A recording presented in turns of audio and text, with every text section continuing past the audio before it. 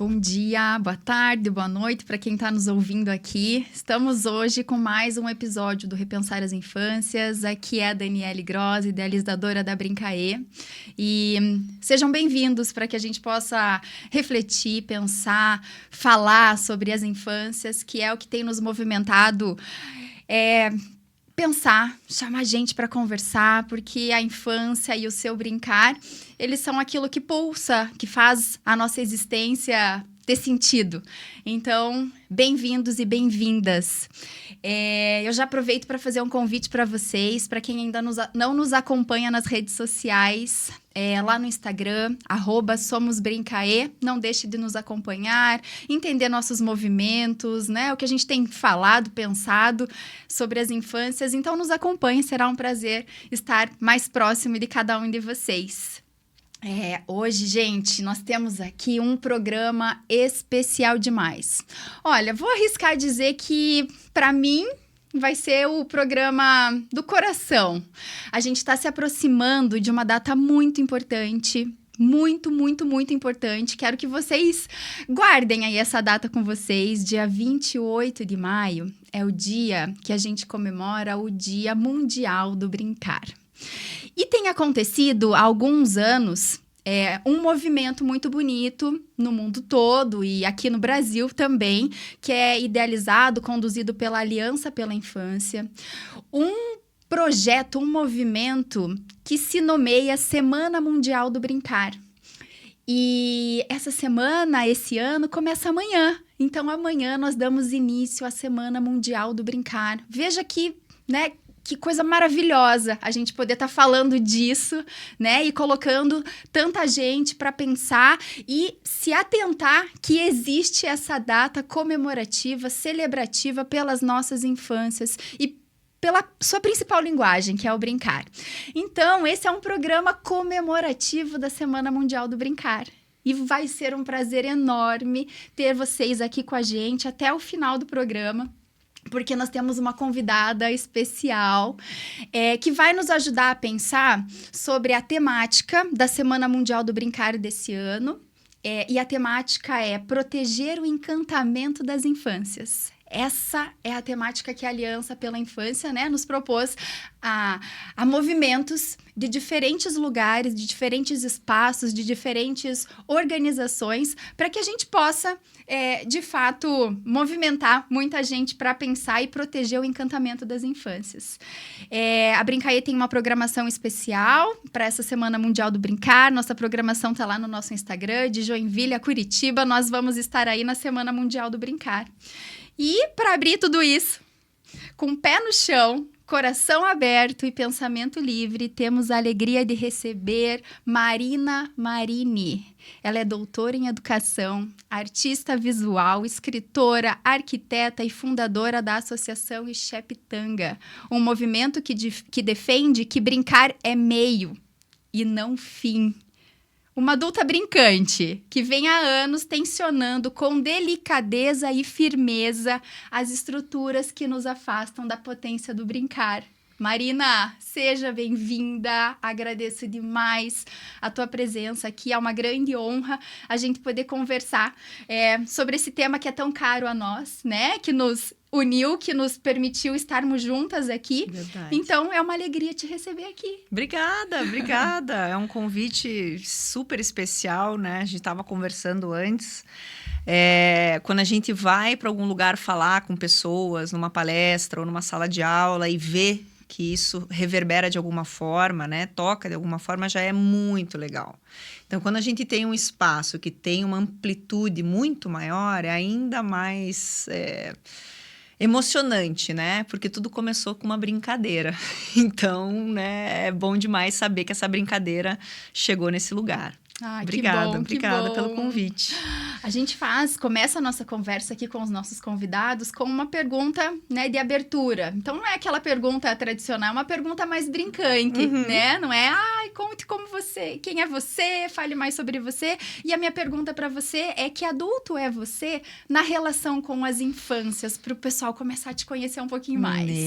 É uma pergunta muito doida, né? Porque eu me defino como uma adulta brincante, mas aí vai ficar a mesma coisa. Mas uma coisa que me marcou, me marca, na verdade, né? Nos diálogos com as infâncias, principalmente naquelas que eu convivo mais.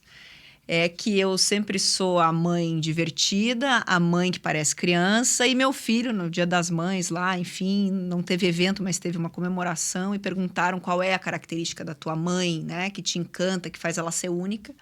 E ele falou isso, né? A minha mãe, ela é divertida.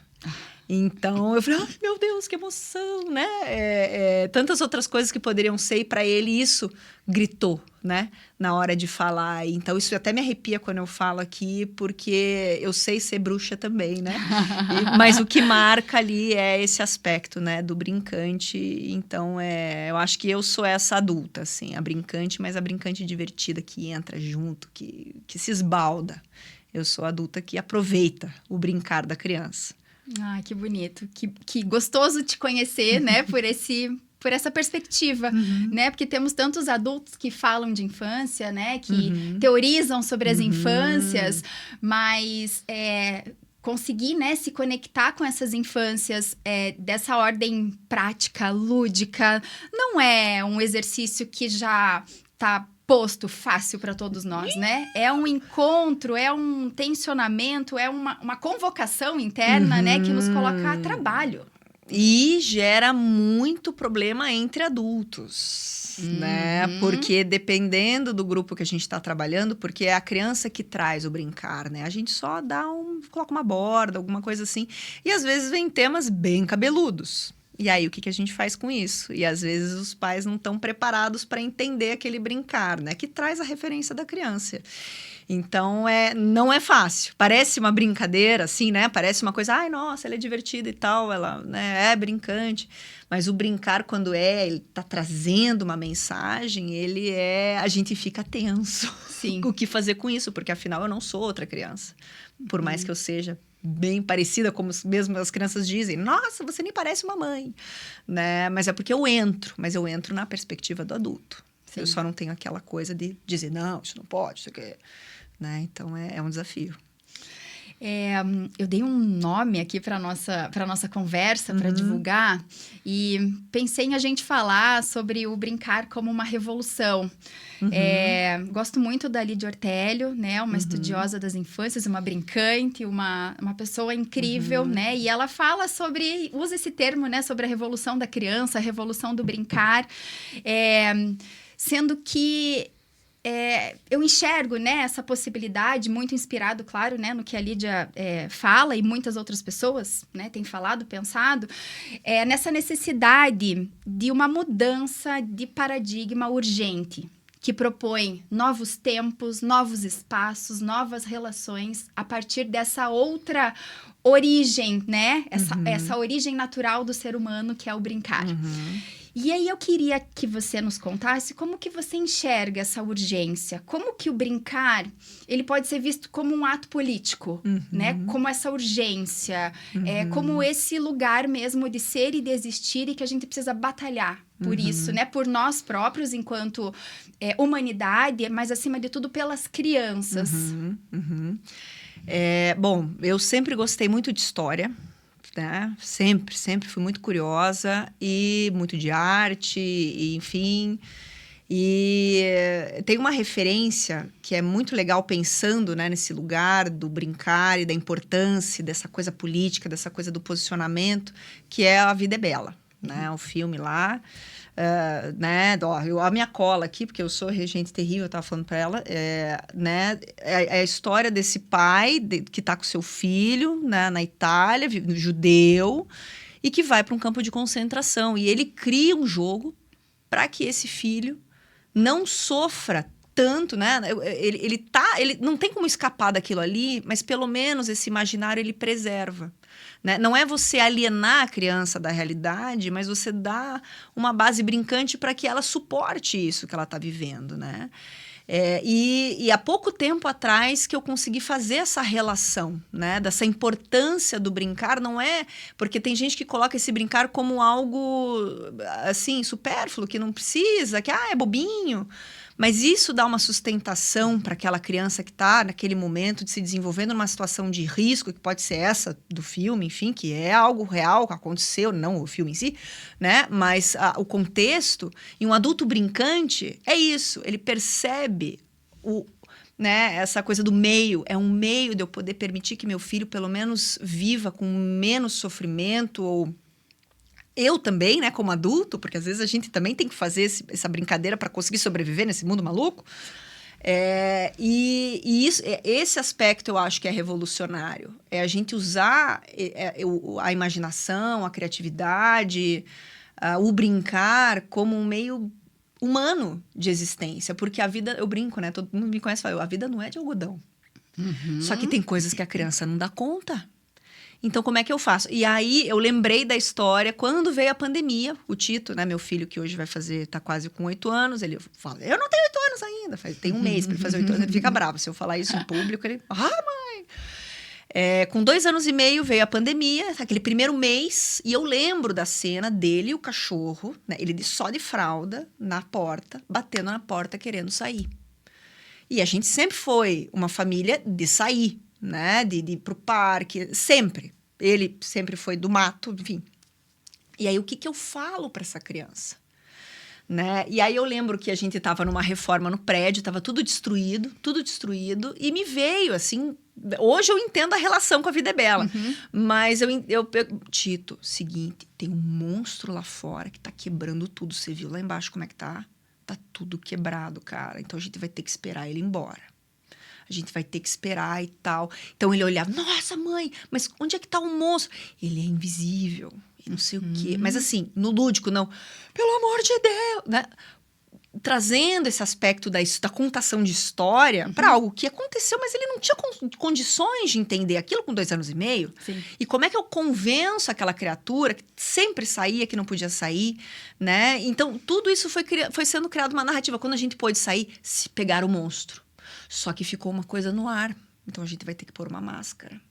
Até esse ar baixar. Então, assim, sempre com isso. E foi muito natural isso pra mim, né? Minhas amigas falaram, meu Deus, mas como é que você consegue? Eu falei, é a minha natureza. É meio doida assim, mas tem o seu benefício. Então, eu acho que a revolução tá nisso. O adulto ter o tempo, né? Essa disposição de entender, isso aqui a criança dá conta do real, ou isso aqui a criança... Eu vou ter que brincar junto com ela para ela lidar com essa realidade, né?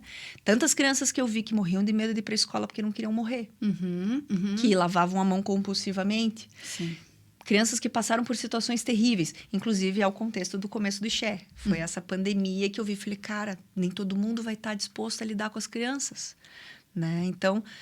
Eu vou segurar, porque senão eu falo muito. Mas é mais ou menos por aí, assim, esse ato revolucionário. É uma revolução interna nos adultos também. Perfeito, perfeito. É esse lugar da gente pensar, né, o adulto, a perspectiva do brincar, né, nesse olhar e nessa construção adulta, né? Porque a gente tem falado muito, e eu vejo que tem sido um discurso comum, especialmente, né, na área da educação, que é onde eu circulo mais, de falar da perspectiva do brincar nessa de recuperar as memórias de infância, né, desse adulto, né, que se conecta, né, que tem a oportunidade de se conectar com a sua própria infância, até para trazer à tona essa ludicidade e entrar em contato com esse mundo brincante que a gente acha que tá só lá na infância, mas que ele permeia a nossa vida no nosso humor, né, nas nossas piadas, né, no nosso jeito de se divertir. Inclusive no livro, né, a gente fala sobre essa conexão, desse resgate, a importância do adulto que é cuidador de uma criança, dele lembrar da infância dele. E não querer replicar, né? Porque tem isso também. A minha infância. A tua infância é tua. Inclusive, quem nasceu com você não teve a mesma infância. Nós não temos nem os mesmos pais, tendo os mesmos pais, né? Porque cada pai, enfim... É outro assunto, mas isso a gente trata no livro, né? O quão é importante a gente lembrar, né, das nossas referências e entender qual foi o efeito para mim. O efeito não necessariamente vai ser o mesmo para a criança que está comigo, mas aquilo é uma referência importante, é uma referência de memória, né? O que eu tô afim de deixar para essas crianças, o que eu não tô afim de deixar, mas sem aquela ideia de proteger demais também, né? Que é um outro assunto, do excesso de proteção que desprotege. Sim, Isso é sim.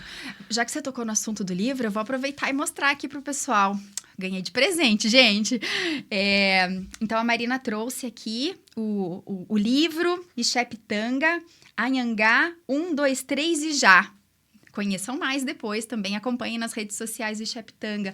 Marina, conta um pouquinho mais pra gente, então, da ideia desse livro. Eu vou ler aqui o que tem na contracapa. O que uma criança faz pela outra enquanto brincam. E quando o encontro é com algo diferente, o que acontece? O que das antigas infâncias, todas as infâncias... O que das antigas infâncias toca as infâncias de hoje? A Anhangá está aqui te chamando para mergulhar em seu universo brincante, trazendo histórias e reflexões nascidas de encontros reais com diferentes infâncias desde a pandemia. Venha conhecer essas histórias. Tem uma provocação bonita e importante nesse livro. Tem, porque ele nasce das nossas vivências, né? Desde o início, a gente vai... Bom, só tem pesquisador dentro do Ixé, né? Então, independente da área, tem psicanalista, eu como urbanista, porque eu vou pesquisar urbanismo, né? Eu sou arquiteta, porque para ser urbanista hoje a gente tem que ser arquiteta também. Né? Gente do turismo, enfim, tem gente de tudo que é lugar, né? Mas sempre gente curiosa e pesquisadora, né? Então, não tinha como a gente fazer eventos, criar coisas e não gerar dados, né? E tirar isso, informações. E quando a gente vai ler e pensar sobre o que a gente está fazendo, meu Deus, isso dá um livro. Meu Deus, isso dá um livro. Meu Deus, é muita coisa. Nossa, porque se a gente trouxesse isso para um livro... para também ter esse material físico para as pessoas entenderem, né? É diferente. Nós estamos numa realidade material, né? Então, o material ele é bacana também para comunicar e para levar isso para as famílias, né? Para você não precisar colocar uma tela para o teu filho para falar sobre isso, para você ter esse elemento ali, né? Então, a gente fez ali um acumulado de várias histórias e a Rafa Jaquete, que é a nossa psicanalista, nossa braço esquerdo, direito, em cima e embaixo, ela tinha esse sonho, né, de escrever, e eu adoro sonhos malucos, né, e aí eu falei, vamos escrever, e eu sempre gostei de escrever também, não tinha esse sonho, mas conectei com ela, falei, vamos fazer. Então, ela estrutura o livro com as observações dela, que são observações que tem psicanálise, que tem uma conversa, assim, que traz para o mundo adulto, ao mesmo tempo, e eu vim com a brincadeira, né, com a parte mais da ludicidade da coisa, do xiste e tal, para criar a narrativa, e deu um match super legal, assim, a gente ficou muito feliz, muito satisfeito, assim, com o resultado. A gente, inclusive, concorreu ao Prêmio Jabuti com ele, né, então foi uma... Falei, meu Deus! Né? Então, quando a gente acredita no que a gente faz, a coisa acontece, né? Sim. Então, a gente fala sobre esses encontros mesmo. Pais e filhos, foi uma crise enorme na pandemia, que a gente encontrou, porque isso aí vem de diálogo de evento, diálogo de escola, e a gente vai contando sobre essa relação da infância com a pandemia e o efeito disso no brincar dela, e como lidar isso como pais, né? Então, é um livro para ler junto dos filhos, porque tem muita coisa para o adulto também. Né? Legal. Então, não vou dar spoiler, tá? Mas é um livro que toda vez que eu faço contação ou que eu leio, eu choro. Né? É o único spoiler que eu vou dar. E só de saber, né, a grandiosidade, né, que é essa temática do brincar, né? Então, você conta um livro que vai, né, que surge a partir da vivência, da vida como ela é, das reflexões, dos estudos, das pesquisas, mas que ganha aí um caminho interessante, né? Vai concorrer a um prêmio Jabuti. Não é qualquer coisa, né, Não, gente? Eu falei, gente, nunca foi na minha vida... Nunca tive essa expectativa, né? Então, por quê? Porque é daqui, Exato, sabe? Exato. Eu acho que é nesse ponto, assim, quando a gente faz vive, né, aquilo que a gente acredita. E eu acho que essa temática do brincar, com essa urgência com que ela precisa ser olhada, cuidada, preservada, vai abrindo esses caminhos para que hoje a gente esteja aqui, né, conversando com um monte de gente sobre essa temática, né, sobre o brincar. Então, eu acho que, primeiramente, né, quem tá aqui é porque se sente convocado, né, entrar nesse movimento, sim, né, sim. Que tem pulsado lá dentro algum incômodo, alguma necessidade, alguma observação que fez no seu contexto com os filhos, no contexto, né, da educação, enfim, qualquer outro contexto. Então, é porque, né, já deu um primeiro passo ali importante, né? Sim. Então, é muito importante que a gente continue se movendo, assim, enquanto um coletivo que tem pensado, né, sobre isso, nas diferentes perspectivas, né, de atuação que a gente tenha. E eu queria saber, Marina, sabendo, né, que você atua em muitos espaços públicos, privados, acadêmicos, qual é a tua visão sobre o cenário hoje do brincar nesses contextos, né? E como que a gente pode seguir resistindo mesmo nas iniciativas pequenas, né? Porque a gente tem essa síndrome de que o que a gente faz é tão pequeno que parece que não reverbera, até o livro chegar lá a concorrer ao prêmio, né? E como que a gente consegue seguir resistindo mesmo, quando tudo parece solitário, quando parece pequeno, né? Onde você vai encontrando força e possibilidades, enxergando possibilidades, né? De fazer essa coisa acontecer, né? Para além dessa pulsão que é tua, né? Sim. Que já é de vida, assim, né? É isso que eu quero. Não, é uma doideira, assim. Por isso que eu preciso de pessoas que me segurem, porque senão... Enfim, parece que tem 5 de mim, né? Mas é interessante isso, porque é meio... sei lá, o tamanho disso, porque a gente começa a fazer sem necessariamente aquele planejamento, né? A gente faz porque a gente deseja, porque tem alguma coisa dentro que diz que tem que fazer. E a gente realmente entrou, né, nesse público privado, as instituições, e existem contextos bem diferentes, né? Então, por exemplo, a nossa experiência com o público até agora começou a mudar. Em 2025, eu posso dizer que agora a minha perspectiva não é tão essa. Porém, até 2024, era uma perspectiva, já fazemos o suficiente, né? O brincar cabe no parquinho, né? E qualquer coisa que a gente vai inventar nisso vai dar problema. Né? Então tem a questão do vandalismo, né? Então, porque isso vai ser vandalizado, isso é um investimento que não vale a pena e não sei o quê, então fica assim, né? Sempre foi um discurso. Eu entendo assim o contexto, é uma máquina enorme, mas assim, não dá. Né? Não dá pra gente cair nisso, né? E um outro aspecto que eu vejo bastante eu não sei se é o desconhecimento ou a desvalorização da ideia do risky play, né? Que já é um tema trabalhado, tem livro escrito não para português, né? Então, acho que ele não tem tradução ainda. Deixa eu ler aqui qual que é o nome do livro, memória.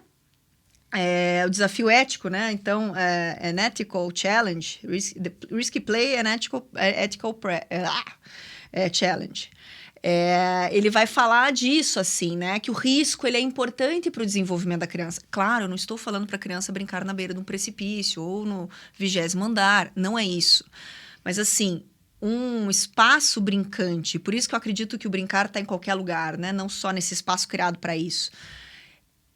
Ele não pode proteger a criança de tudo, né? Porque o chão tem que ser mole, porque a criança vai cair e não pode ralar. Porque a altura. Eu sou extremamente contra. Eu vou depor contra o Xé. Eu sou extremamente contra essa ideia que só pode ir até 1,5 metro a altura dos... Eu falei, gente... A viagem que eu comentei com você antes da gente começar a gravar, que a gente foi, e aí eu falei, meu Deus, isso aqui tem 20 metros de altura, esse brinquedo, as crianças sobem, e existe um desafio até o emocional de você encarar o desafio, sabe? Você bancar o desafio, se você estiver pronto também. Marina, mas o filho vai cair, vai quebrar e não sei o quê. Existe sim viver é arriscado. Sim. Como um todo, né? E essa ideia de ensinar a criança que sempre vai ter alguém para recolher, sempre vai ter alguém para não deixar, isso gera isso é estudo feito, isso não é a Marina que está falando, né? É estudo comprovado, que a criança que não se arrisca na infância depois, quando tem que se arriscar na vida adulta, não consegue, ela não desenvolveu essa habilidade. Então, esse risco de pular de um ponto para o outro, mas tem que ter diferença de distância. Ela começou pouquinho, depois ela tenta de novo, ela vai cair, ela vai se machucar. Tem um caso do Tito, do meu filhote, daí eu brinco que ele é um estudo de caso, porque ele veio junto com o doutorado, então teve uma situação que foi a primeira vez que saiu sangue de verdade dele, né? Ele devia ter uns 3, 4 anos, assim, porque ele é muito habilidoso. Eu já tinha me quebrado 20 vezes nessa idade, de colocar gesso, enfim. E a gente tava num espaço brincante, parquinho, etc. E aí ele escorregou, né? Eu brinco que ele é um macatito, porque ele pula, etc. Super habilidoso. Ele escorregou e deu com a cara no brinquedo. E aí, eu como mãe... Gente, só porque eu acredito no risky play não significa que eu não fico angustiada e quero morrer quando eu vejo aquilo. É óbvio. Mãe. Né? Mãe é mãe. É isso. Só que eu acho que tudo que eu já vivi, li e pesquisei, eu olhei, ele veio, claro, você acolhe. E saía sangue da boca dele, assim, escorrendo. Aí eu abracei, não sei o que. E aí, meu Deus, o que aconteceu? Mãe, eu escorreguei. Aí eu olhei pra ele, assim, ele tava meio assustado. Eu via que ele tava mais assustado do que necessariamente com dor ali, né? Você tem que ter essa leitura, esse tempo pra entender o que tá acontecendo. E não assumir que, meu Deus, caiu todos os dentes da boca. Aí eu olhei pra ele e vi que ele, né? Cara, eu olhei pra ele, o meu jeitão, né? Brincalhão. Vai ficar uma cicatriz de guerreiro animal, hein? Sério, mãe? Tira uma foto. Então, assim, né? Você ter esse timing pra ver teu filho, o que tá passando pela cabeça dele, ao invés de assumir que é o fim do mundo. Né? Não foi fácil. Pingou sangue. E quando ele viu o sangue, nossa, mãe, é sangue? É meu sangue? Aí já virou uma brincadeira. Claro, doeu, ficou inchado. Aquele papo todo normal. Mas assim, não sair correndo por qualquer coisa. Tem coisas que a gente sai correndo. Mas não por qualquer coisa, porque a gente vai ensinando esse desespero quando alguma coisa que está fora do controle acontece. O que a gente faz quando a coisa sai do controle? Então, eu acredito muito nisso. Eu já viajei demais, mas eu falei do Risky Play, né? Que é da Ellen Sandseter, não sei como é que fala, ela é norueguesa, e que também vem na geração ansiosa do Jonathan Haidt, que estava super em alta e tal. E ele fala muito disso, a importância da gente não super proteger, dar essa sensação que a gente está protegendo. E aí o ambiente público, pensando numa questão jurídica, que é tudo super protegido para não dar problema. Problema no jurídico, mas assim... Cara, existem outros tipos de problema que não são do aqui e agora, mas são lá da frente, que é essa criança invalidada ali naquele momento e né, do tipo, ela é incapaz de lidar. Ela é incapaz de lidar com a dor física, com a dor do sentimento. Então, não pode sentir, ela não pode ter raiva do pai e da mãe. Pai e mãe educa. E a criança vai sentir raiva, que nem o Tito fala. Mãe, você é muito legal, mas às vezes você é muito bruxa. Sim, estou aqui para isso, meu filho, né? Tem múltiplas personalidades. Então, acho que isso vem do público, né? Esse lugar, por mais que eu esteja falando do privado, né? Da minha vida, mas tem do público esse lugar, desse excesso para não acontecer nada. Do privado, tem muita gente interessada, é bem legal, mas quando a gente é pequeno, é difícil ter um investimento. Acaba sempre sendo uma troca comercial. Todo mundo tem que pagar conta, eu entendo também. Eu também tenho que pagar minhas contas, né? Então, existe um interesse legítimo de muita gente, mas a gente tem que ter mais corpo. Então, quanto mais a gente conecta, melhor. As pessoas vão vendo que não é um papo, né? Aleatório. E na academia, o espaço que a gente tem para falar, e é bem legal, né? Tanto que a gente faz pesquisa junto, etc.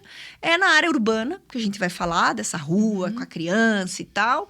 E na área da psicologia também, que é o desenvolvimento através do brincar, né? Tanto é que a Rafa é da psicanálise, tem a leitura toda aí, né? A minha mãe também é da psicanálise, também vem trazendo todo esse aspecto, ela lida com criança. Então, a gente vai bebendo dessas fontes. Então, na academia é isso. E escola, né? Escola é muito legal. As escolas que abrem as portas significa que estão cuidando disso. Os que fecham, a gente já entende também, né? Sim, uma escolha, né? Uma escolha. A gente já tem recebido aqui muitas interações de quem está nos legal. ouvindo. Eu vou fazer algumas escolhas aqui para a gente já entrar nesse tema do brincar na cidade, né? Preocupar, transformar, reconectar. E o Miguel, lá de Porto Alegre, está nos perguntando como transformar espaços urbanos em territórios de brincar, né? Você já trouxe esse apontamento desse lugar, talvez, né? Que os investimentos públicos têm trazido para uma preparação da cidade para esse brincar, mas que brincar é esse que eles estão, né, convidando as crianças, né? Alguns parquinhos aí com um excesso de cuidado que tem, né? Talvez protegido além da medida para, né? Não sei, anestesiar, talvez a palavra não é uma boa palavra, né? Mas para não permitir, talvez, né, essa completude do brincar, né? Porque o brincar não é uma ação, né, que tem uma finalidade, né? É uma ação que tem uma história, que tem uma narrativa, que convida esse sujeito que tá brincando a viver o imaginário, não só se deparar com aquele real, né? Então, são muitas outras perspectivas que estão, né, por baixo desse brincar, né? E não é só dessa perspectiva de proteger, né? Tá bem cuidado, não tá bem cuidado, conseguiu fazer tal proposta que tá no parquinho, subir até lá em cima, né? Não tem a ver com conseguiu conquistar aquela altura, né, daquele brinquedo, mas tudo que tá envolvendo na história que a criança tá contando dela própria enquanto tá, né, naquela ação do brincar. Como diria Shrek, né, o sábio Shrek, é uma grande cebola. Exato. O brincar, né? São inúmeras as camadas. Não é só isso que a gente vê. Isso. né? Então, como que você vê, né, que é possível transformar esses espaços urbanos em territórios de brincar? Isso é um assunto, assim, que dá para ficar milênios conversando. Mas eu acho, assim, quando eu vejo esse tipo de pergunta, que é muito bacana, a sensação que dá é que é uma solução plástica, né? Pode ser, quanto mais interessante um espaço, mais possibilidades para esse espaço. Seja ele com baita investimento, seja ele com material de reuso. Né? Então, essa parte, né, mas eu não tenho dinheiro para fazer, por exemplo, né, um espaço público, etc. Não, você não tem imaginação. Sorry, honey, né? O problema é a imaginação, não é o valor, tá? Por que eu digo isso? Porque uma criança que está habituada a existir brincando, ela vai brincar no cemitério. Ela vai pular dali, daqui, vai inventar história ali. Nossa, me deu um negócio aqui, porque eu lembrei de mim, pulando no cemitério. Eu sou amiga dessa galera, né? Então, a criança que tá ativa nessa imaginação, que o brincar dela é sustentado por esses adultos, né? Aqui não é lugar de brincar, aqui não é lugar de brincar. Infância é lugar de brincar. Independente de onde ela... Claro que existem os limites.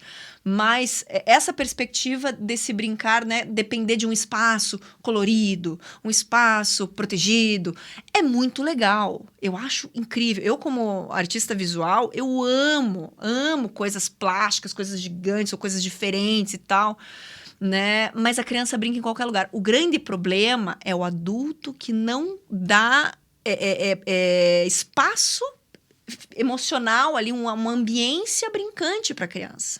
Por exemplo, o piso da rua lá com diversas cores, um xadrez, etc. A criança começa a pular e demora. Vamos, que eu não tenho todo o tempo do mundo. Você corta brincar. Ele não estava no parquinho, né? Ou tem um lugar que ele vê que dá para escalar e tal.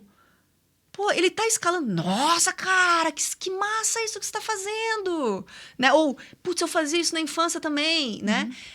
Então, esse brincar na cidade tem muito mais a ver com a perspectiva do adulto que acredita que brincar só cabe no parquinho ou no espaço kids, né? Que é um troço que me pega demais, né? Ou a recreação, que também me pega demais. Nada contra, mas eu acho que isso... conta para os adultos que não pesquisam essa área que a criança não é capaz de fazer isso em qualquer lugar e sozinha. Ou entre pares da infância, precisa de um adulto dizendo o que fazer, né? Já ouvi alguns pais, moça, eu vou te ensinar a brincar. Para com isso. Ou nas escolas, né? a gente ouvindo professores falando, essa criança não sabe brincar. Né?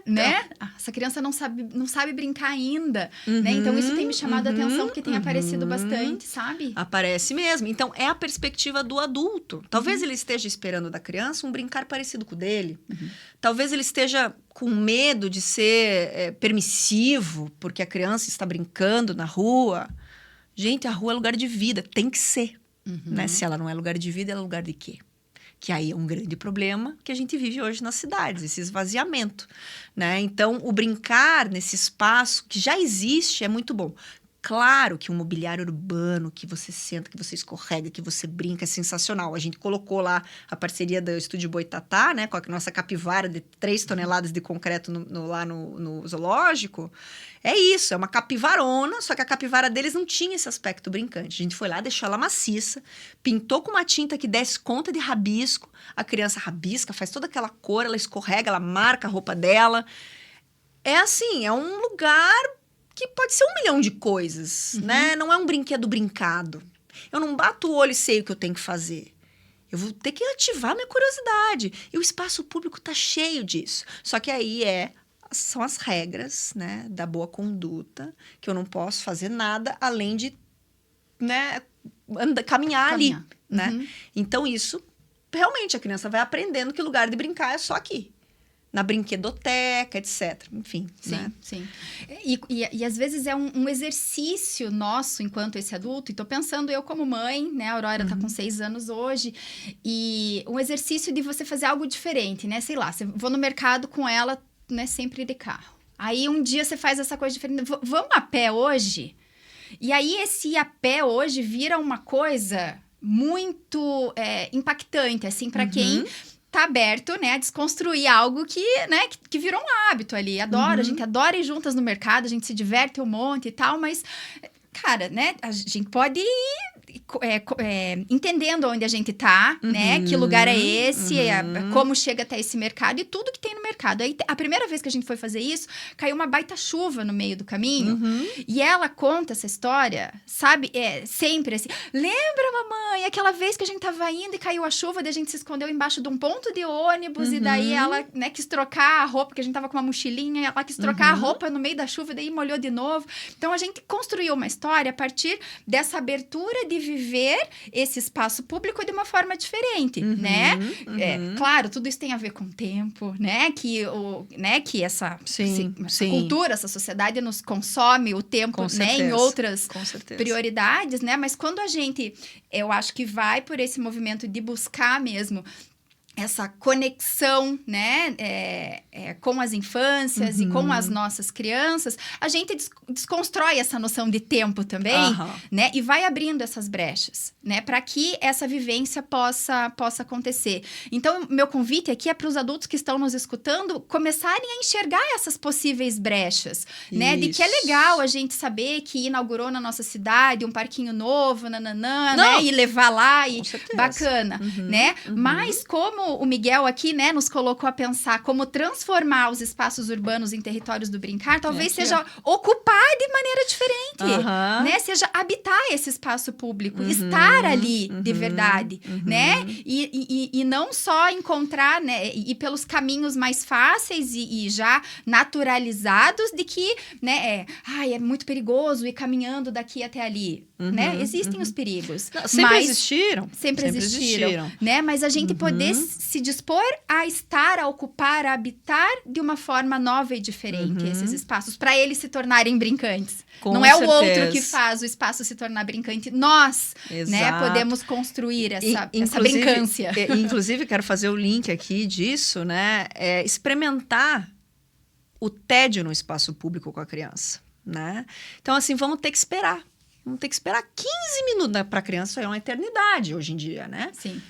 Esperar. E deixa. Vê o que ela faz. Eu tô entediado. Lide com isso. Tem o celular? Acabou a bateria. Aí o adulto tem que ficar fora do celular também, né? Sim. E aí? Longe de parquinho. Uma praça pública qualquer, um lugar que você tem que esperar. Vai vir alguma coisa. Vai vir um diálogo interessante se não vier uma brincadeira física. Vai vir uma história que a criança não contou naquela rotina maluca. Esse tempo, essa pausa, né? Essa ideia de produtividade está matando o ser humano. A gente não consegue ser pai e mãe, a gente não consegue ser gente, a gente não consegue fazer nada, porque a gente tem que ser produtivo o tempo todo. E essa pausa, esse vazio, ele é extremamente importante para a criação, para as possibilidades da vida. Se a gente fica no automático e a gente não vive direito, a gente só sobrevive e paga boleto, né? É verdade, é verdade. A Lua, lá de São Paulo, ela fala assim, as brincadeiras da década de 80 envolviam mais rua, liberdade, contato físico. Hoje tudo parece mais controlado, tecnológico e solitário. O que a gente perde ou ganha com essa mudança? O que as crianças, o que as infâncias têm perdido e se é que tem ganhado, né? O que elas têm ganhado nessa mudança de paradigma mesmo, né? Tô pensando até no... Minha nossa, qual foi o livro? Será que é o do Jonathan Hart, que fala sobre a diferença do... Não tô lembrando agora. Eu acho que é. Né? As duas que leem demais e não lembram o contexto, mas sabem do que tá falando. Exatamente, né? Essa mudança de um paradigma que se quebra a partir do momento em que as crianças deixam de estar ocupando a rua e de brincar na rua, né? E aí esse outro paradigma, né? De quem tá dentro de suas casas e é um outro movimento que acontece, né? É um outro movimento. O que a Lua traz é super atual, né? E essa sensação de quem é dos 80, 90, dá esse, meu Deus, tudo que eu fazia e que a criança não pode fazer. Uma coisa que vem de uma pesquisa, nossa, eu estava na faculdade ainda, que é essa ideia do medo, né? Segurança e medo na cidade. A ideia do medo vende, né? Então, por mais que existam coisas acontecendo que realmente a gente tem que cuidar, ele virou uma moeda, né? Então, eu aumento o muro, eu coloco grade, eu coloco isso, aquilo. Não aconteceu nada, mas só a sensação de eu estar nessa situação já me gera um pavor tão grande que eu vou enfiar 150 câmeras, eu não vou deixar a criança fazer e tal. Então, né, a gente não brinca mais na rua porque dá muito medo, porque foi vendida essa ideia para nós. Não estou falando que crime não existe, não sou Alice no País das Maravilhas, mas violência existe desde que o mundo é mundo, né? Só que hoje, com a internet, a gente trocando tanta informação ao mesmo tempo, a notícia lá de 5 anos atrás parece que é de agora, as pessoas, elas aumentam isso. Cara, isso é muito real, muito real. Eu vou contar o caso, porque eu acho que os exemplos são importantes para saber, né? Por exemplo, há 3 anos eu adotei um cachorro que apareceu na frente da minha porta. Ele é gigante, eu moro em apartamento e eu moro atrás do Barigui. E eu falei, bom, para ele se adaptar, eu vou ter que ir pro parque. Eu não andava tanto no parque. Eu vou praticamente todo dia no parque. Super mega cedo, tá? Eu atravesso aquela mata. Encontro um monte de gente. Quando eu falei que eu ia fazer isso, as pessoas, você vai passar violência, você vai morrer, você vai isso, vai aquilo. Eu não vou falar todas as palavras que me falaram. Né? E me colocaram um medo gigante. E mesmo sabendo de todas essas teorias, né? Desse efeito manada, me deu aquele calafrio. Eu falei, ai meu Deus, será que eu faço isso? Será que eu não faço? Só que eu sou uma pessoa ousada, metida e gosto de desafio. Vamos ver qual é, né? Fui, né, com medo do tipo... Eu quase marquei uma aula de defesa pessoal, pra você ter uma ideia. Porque eu fiquei assim, não, porque eu tenho que estar preparada caso aconteça, caso aconteça. Eu tô esperando... Não tô esperando porque eu não quero que aconteça. Mas há 3 anos, eu nunca vi nada. Eu sei que tem gente que já foi assaltada lá, que já passou por situações há anos atrás, etc. Tem contexto. Mas, assim, eu tenho essa vivência de 3 anos fazendo isso em horários muito loucos, né? E aí, quando veio aquele cara que esfaqueou alguém um tempo atrás, tal, aí eu vi uma reportagem sobre isso e os comentários. As pessoas comentando, parecia que tinha violência em todos os cantos do Barigui.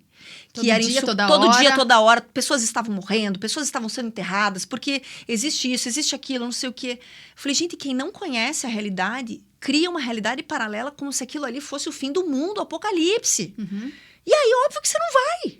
Sim. Porque uma pessoa que tem esse receio, que já viveu alguma coisa, ela se fecha cada vez mais. Então, isso eu acho um grande problema. Esse excesso de informação, a gente não vive a realidade, a gente vive essa coisa que nos vendem. E a criança vai absorvendo, porque você não quer que nada aconteça com o teu filho. E naquela época a gente não tinha essas... As crianças também se perdiam. A gente tem casos de criança que nunca foi achada. Mas o mundo, é isso mesmo, fazer o quê? A gente tem que lidar com isso, né? Mas...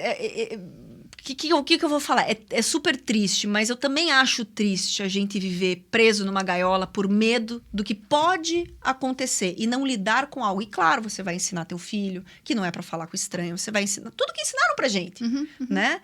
Então, e essa vivência com o outro, num contexto fora da tua casa, sem teu pai e tua mãe ali te enchendo o saco, né? Brincadeiras que eu fiz na infância que meus pais nem sonham que eu fiz. As minhas aventuras, assim, que só eu e mais 2 amigas sabem, né? Extrapolar os limites, assim. Eu lembro, minha mãe falava, você só pode andar de bicicleta até aquela rua.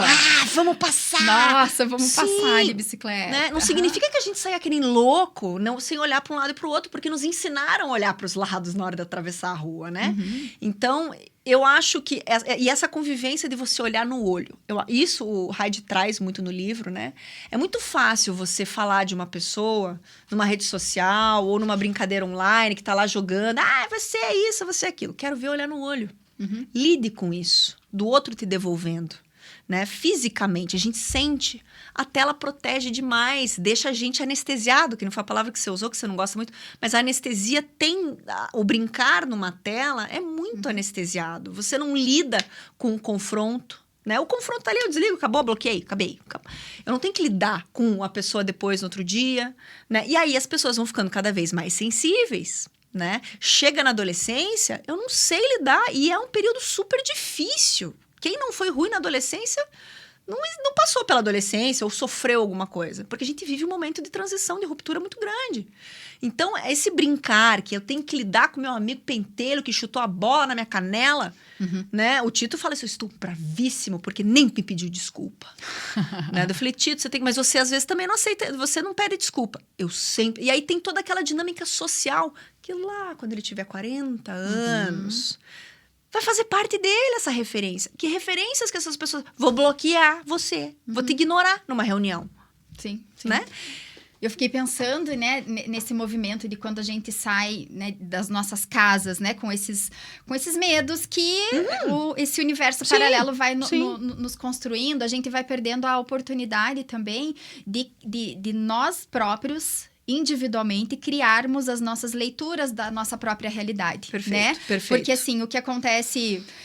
me veio à mente, a hora que você estava falando, aquele período em que aconteciam invasões nas escolas, né? Violência nas escolas. E que daí aconteceu um movimento gigantesco, né? De muita proteção, assim. De como que a sociedade se viu cobrando, né? Tanto no âmbito público ou privado, como que as escolas iam se proteger desse mal que poderia vir a assolar qualquer uma dessas escolas, né? Então, vem desse lugar do coletivo, do todo, né, de algumas situações que aconteceram e vão impactando para que as coisas aconteçam. E eu fico pensando, e eu lembro que quando eu passei enquanto mãe essa situação, né, de cobrar da escola da minha filha, né? Mas o que vocês vão fazer aí, né?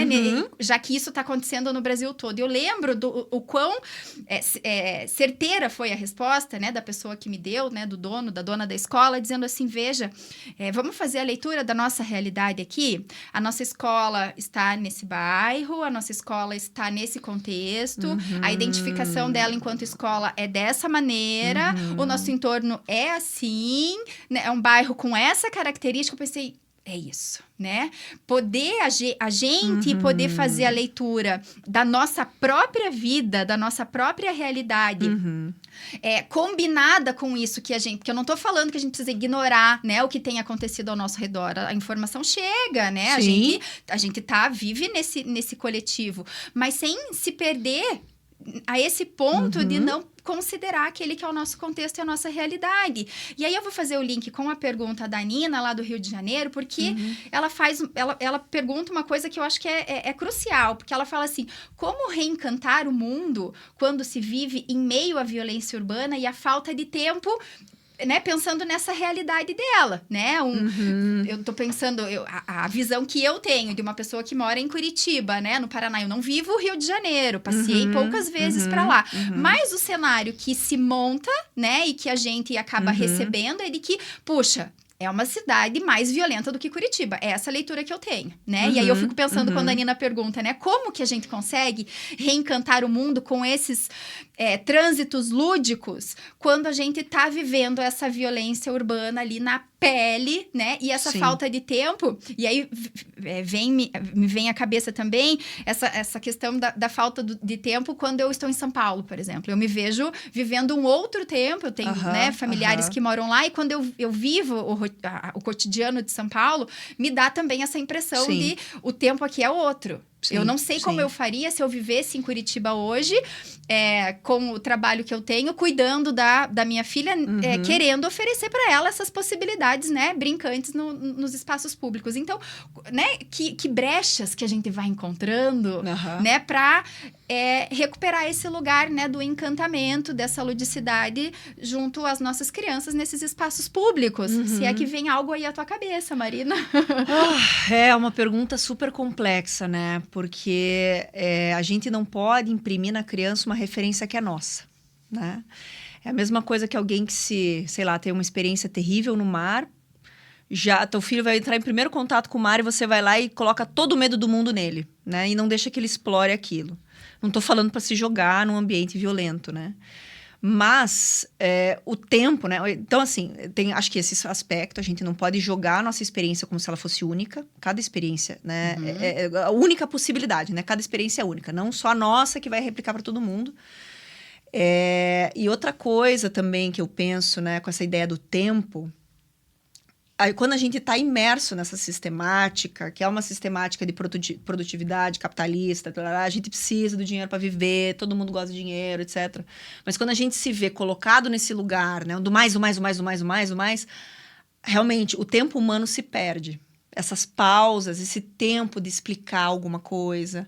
Porque, às vezes, é que nem eu lá expliquei para o Tito da pandemia, do monstro e tal. Dependendo da idade da criança, a gente vai mais ou menos na realidade, né? Mas eu acho que a gente, como adulto, se a gente se propôs a colocar uma criança nesse plano maluco, que eu acho que ninguém imaginava que seria perfeito, porque não é. A gente tem que ter a disponibilidade, assim, para falar sobre as coisas de uma maneira leve. Mesmo que seja difícil pra gente, mesmo que a gente tenha passado por alguma coisa terrível, né? Eu e os meus causos, né? Porque Adoro. Né? Adoro. Porque eu acho que facilita, né? Quando eu tinha o meu ateliê na rua, aqui no centro, né? É um lugar que tem de tudo, né? Tem pessoas em situação de rua, tem pessoas que estão ali lidando com o seu vício, né? Ou não lidando com o vício de droga, de álcool, etc. Pessoas muito diferentes de um contexto, da bolha do meu filho. Mas eu sempre gostei de estourar essa bolha. Porque eu não quero criar um carinha que não vai entender as diferentes realidades. Não adianta eu falar aqui só para pessoa que, sei lá, que nunca entrou num ônibus na vida, nunca precisou ficar às 6 horas da tarde. Meu filho fala, mãe, eu preciso andar de ônibus. Eu falei, ai, cara, mas é que dá um trabalho.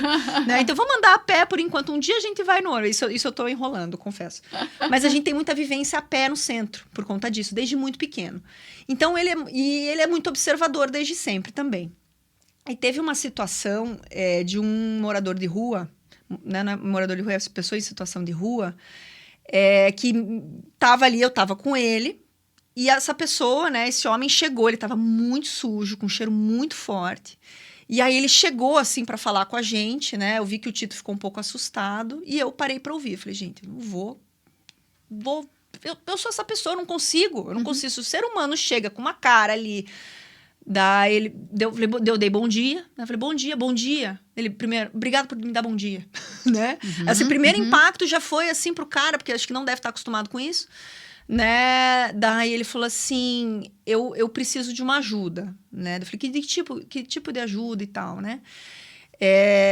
Ele falou assim, eu acho que você tá vendo, né? Porque ele tinha passado por uma diarreia na rua, ele passou mal, enfim, ele tava todo sujo, né? Ele falou, você tem um banheiro? Eu não tinha um chuveiro, não tinha nada ali, né? Eu não é o tipo de pessoa que não tem um Pix pra você ajudar, pra, sei lá. E a gente tava no centro. Aí eu falei assim, quanto custa uma calça nova? Ele, uns R$70, né? Aí eu falei, bom, tá, eu tenho 50, né? Tinha, porque normalmente eu não tenho, né? Eu falei, o universo conspirou pro cara. Eu falei, mas não adianta, vamos num posto com chuveiro, e eu falo que você é meu amigo, você vai lá, toma um banho, não sei o quê, né? Eu tava com tempo, né? Nesse momento. Eu tava com tempo e tive aquela coisa assim... E eu sou essa pessoa, não adianta. E aí, meu filho, junto, ele só observava e tal, não sei o quê. Aí, eu fui lá, cheguei pro posto que eu abasteci ali perto, não sei o quê. Eu falei, o seguinte, esse cara é meu amigo, ele tá precisando de ajuda, ele precisa tomar um banho. Se você tiver uma calça, ou comprar uma calça pra ele e tal, eu não, né... Ele precisa disso, porque senão ninguém vai falar com ele, ele não vai conseguir nem andar direito, ele tá sentindo, né? Ele não tá sentindo nada, né? Aí o moço me conhecia, beleza, tal, não sei o quê. Daí eu falei, não vai aprontar, né? Ele, não, nossa, depois de tudo isso que ela fez por mim, eu não vou aprontar, vai demorar muito tempo se eu for aprontar de novo, não sei o quê. Deu uma risada, ele tava um pouco alcoolizado também. E aí a gente viveu tudo aquilo ali durou meia hora, no máximo, 15 minutos, né? E aí, depois de tudo isso, meu filho, mas por que você fez isso? Você não precisava fazer isso, né? Aí eu falei, Tito, né? Porque a pessoa tá na rua e não sei o quê. Eu falei, mas a gente não sabe a história dessa pessoa que tá na rua. A gente não sabe a história de tudo isso. E eu escolho ouvir histórias, como eu faço com o Xé. Eu escolho ouvir e eu corro um risco. Claro, se o cara tivesse, dependendo da situação, eu nem faria isso. Mas ali eu vi uma coisa, a humanidade bateu mais forte do que o cuidado com o meu filho. Eu falei, gente, o que vai vir pro Tito nisso? Eu pensava, o que eu tô ensinando pro meu filho quando eu... Meu Deus, sai daqui, seu porco, não sei o quê. Porque isso acontece muito, é a maioria. Né? Então, eu acho que quando a gente tá numa situação assim, é conversar sobre a situação, não de uma forma como se eles fossem terríveis e nós... Todo mundo é sombra, um pouquinho. Alguns caem nessa sombra. Outros conseguem, né, sair um pouco disso. Então, e é esse o exercício para que no futuro a gente tenha menos violência. Né? Não é você fazer claro que o policiamento, leis, etc. Mas a gente vai plantando essa semente de humanidade nas crianças, né? Aquilo foi uma dinâmica que saiu do contexto. Foi uma coisa assim meio, né? Mas eu falei, não, o que eu tô disposta a ensinar pro meu filho? Que tem que ter medo o tempo todo, ou que a gente tem que ter empatia, né?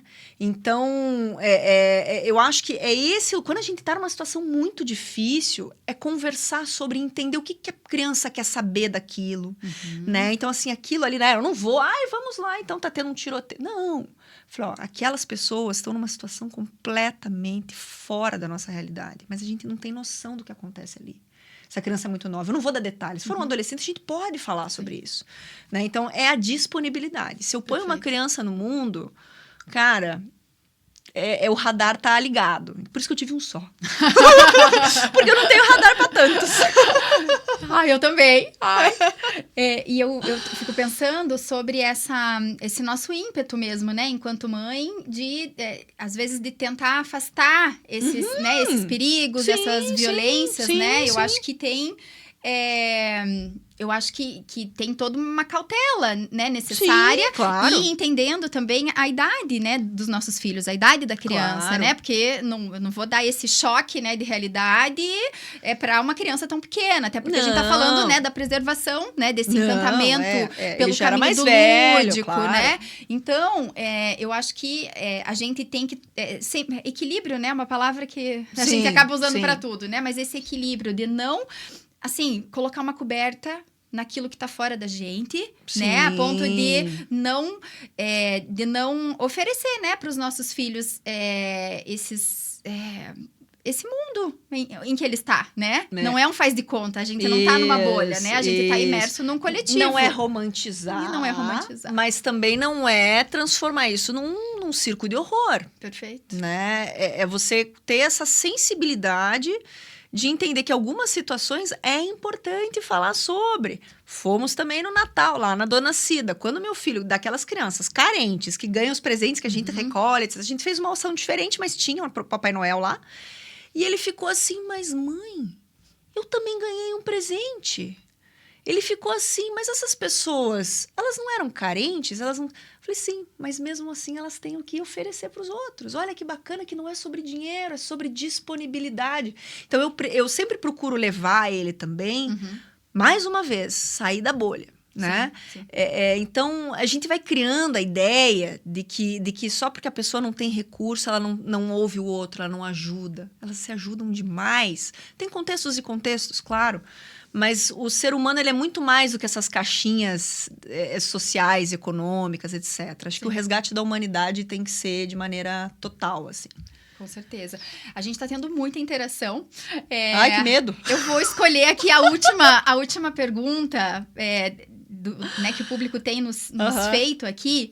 E agradecer já de antemão, né, pela presença, pela participação de vocês, né? Isso movimenta, a gente vem com um roteiro aqui, mas o que movimenta e o que dá vida realmente aqui pro nosso Repensar as Infâncias, sem dúvida, né? O que vocês nos trazem, aquilo que vocês se sentem, né, convocados a pensar junto com a gente, e isso é muito bonito. Então, continuem, a gente não consegue responder todas, né? Mas continuem, né, pensando junto com a gente, porque aqui são essas aberturas, né? São essas pequenas frestas que a gente encontra para poder entrar, né, nesse movimento de repensar, né, sobre as infâncias, repensar as infâncias, com as infâncias, para as infâncias, né?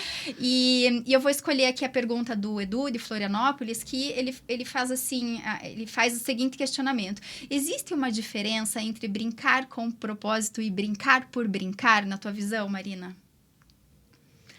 O brincar por brincar tem propósito.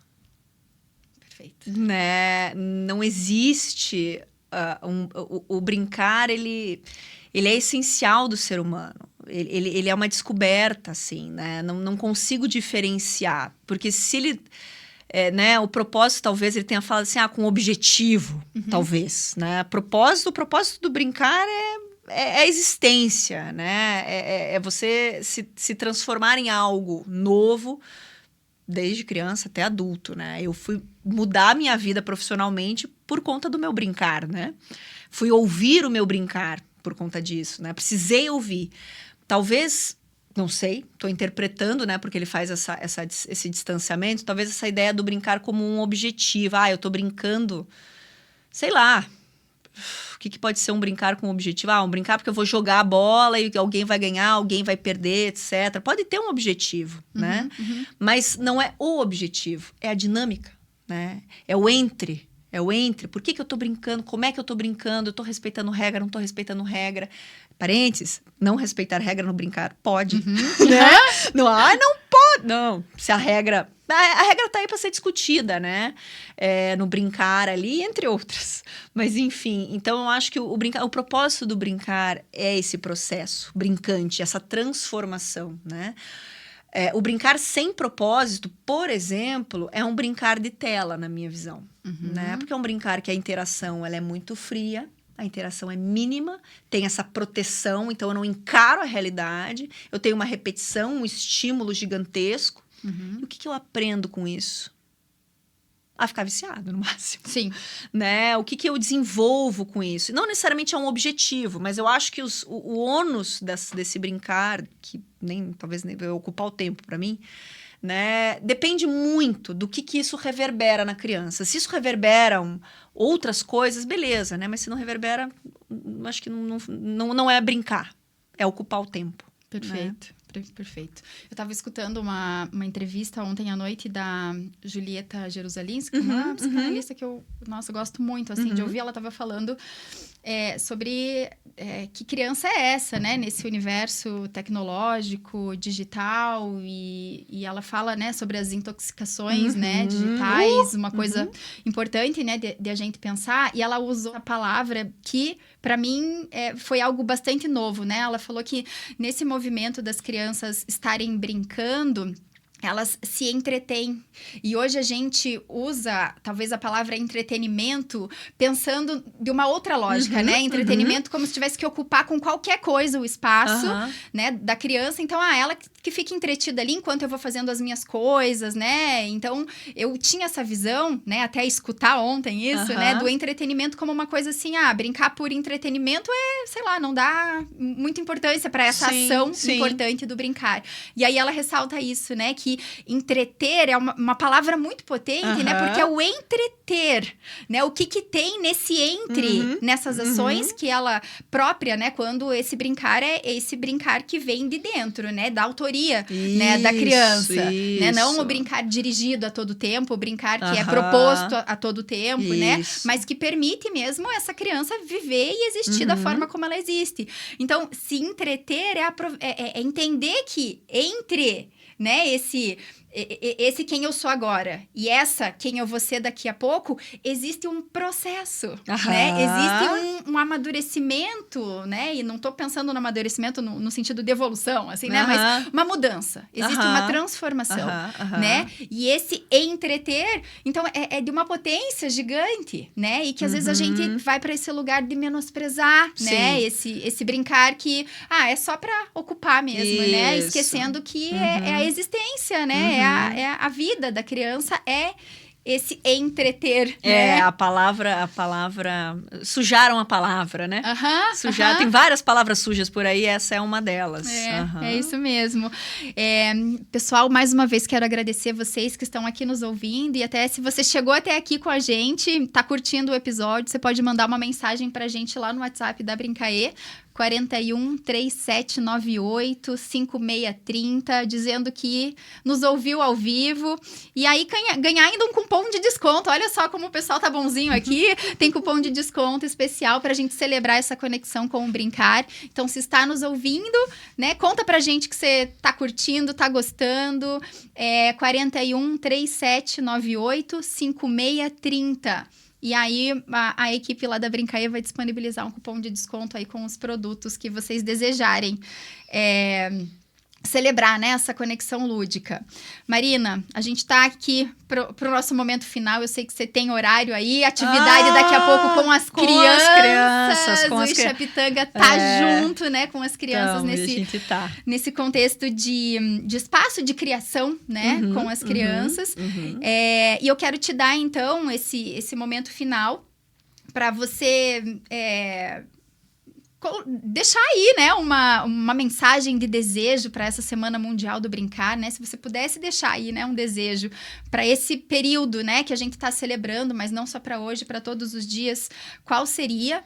E também contar para as pessoas como te acompanharem, onde te encontrar pessoalmente aqui em Curitiba, né? Onde vocês vão estar por aí, de que maneira contatar o Ixé e até que possibilidades as pessoas podem ver no Ixé para fazerem parcerias, né? E se conectarem com você, o espaço é teu. Show de bola. Bom, eu, como boa brincante, vou brincar com o gênio, né? Eu quero 3 desejos.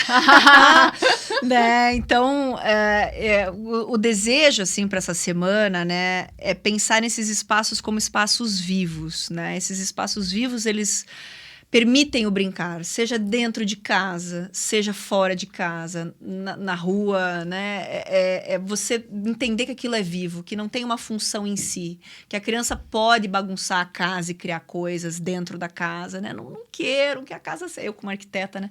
Esquece essa ideia da casa de revista, a gente deixa a criança abrir, não estou falando para virar o caos, mas, assim, permitam que as crianças existam na casa delas, né? E na cidade, deixa ela pular um muro, né? Ali aquele banquinho, deixa ela sentar no encosto, né? Parar com essa coisa de achar que tem que ficar adultizando a criança nesse comportamento, assim. Tudo bem, existem limites, mas eu acho que isso do espaço vivo é importante para que ele viva na imaginação da criança. Segundo desejo, adultos, apenas deixem as crianças brincarem. Eu acho que essa coisa de não deixar, de querer dizer como tem que fazer, como não pode fazer, é uma borda excessiva. A borda, você precisa da borda, né? Quando existe um risco real, iminente, quase morte. Mas a criança precisa se arriscar, ela precisa brincar. Vocês brincaram, né? Vocês brincaram. Alguém deixou vocês brincarem, então deixem as crianças brincar. Não precisa dizer o que fazer o tempo todo, né? Espera para dizer o que fazer na hora tem que tomar banho. Isso a gente tem que dizer o tempo todo. Tomar banho, escovar o dente, fazer lição, né? Essas coisas a gente manda mesmo. Mas na hora de brincar, solta, né? E o último desejo, né? Ouça o sujeito que está se formando ali brincando, né? Então, escute esse brincar sem julgamento. Entenda que a criança está brincando com aquilo que faz parte da realidade dela, então isso comunica muito, né? Então, essa atenção, essa escuta do adulto que está junto com a criança, no sentido de observação, de cuidar, putz, isso aqui tá diferente, me pegou isso aqui, o que será que está acontecendo, né? Pode não estar acontecendo nada, às vezes é apenas um assunto que você nem imaginava que teu filho gostava, por exemplo. Sim. E você descobre que teu filho é outra pessoa que você pensou, porque ele está crescendo e ele está vendo outras coisas no mundo.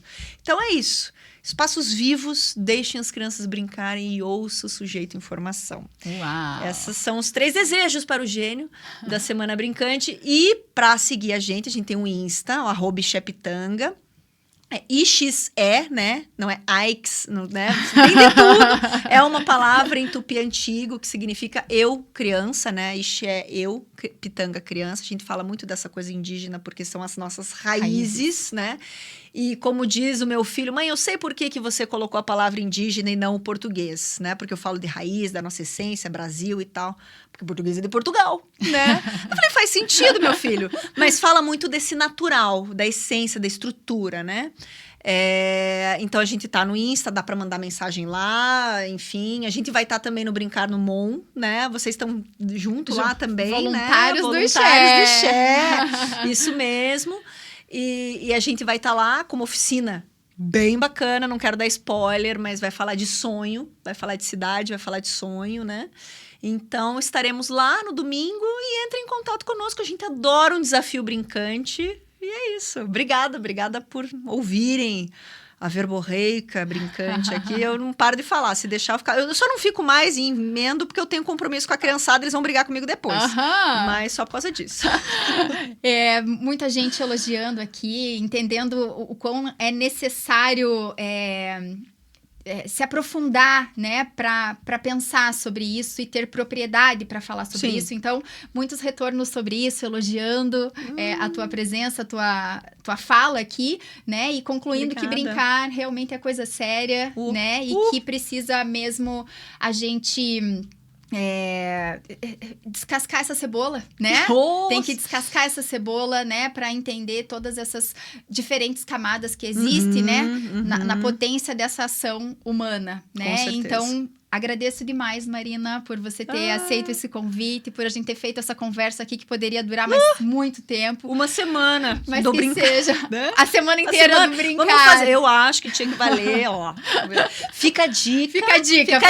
Uma semana inteira do brincar. Com temas, 1 hora para cada tema. É, isso aí. Né? Então, isso foi aí. muito, muito bom, muito leve, que seja nosso primeiro encontro de vários isso que venham. E vou reforçar para vocês, então, nesse sábado, a Brincaê vai estar no Festival do Brincar lá em Joinville, com o lançamento de uma coleção de camisetas inédita. E também vamos participar da oficina com o Ixeptanga. A Mariá, que trabalha com a gente na Brincaê, estará lá com o Ixé, nesse evento, que é um evento gratuito no Museu Oscar Niemeyer, aqui em Curitiba.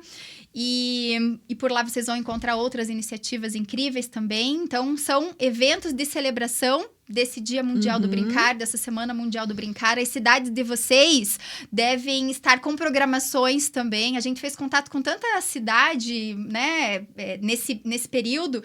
Então, pessoas tentem se conectar com essas iniciativas das cidades de vocês, porque também é uma maneira de vocês estarem celebrando, comemorando e aprofundando mesmo esse olhar, né, sobre o brincar das crianças. Então, toda a nossa programação tá lá no Instagram, @somosbrincaê, segue a gente, vem com a gente nessa revolução brincante. E até o próximo episódio. E que a gente nunca perca, né, esse encantamento, o entendimento da seriedade desse brincar. E nos vemos daqui 15 dias na próxima sexta-feira, gente. Obrigada!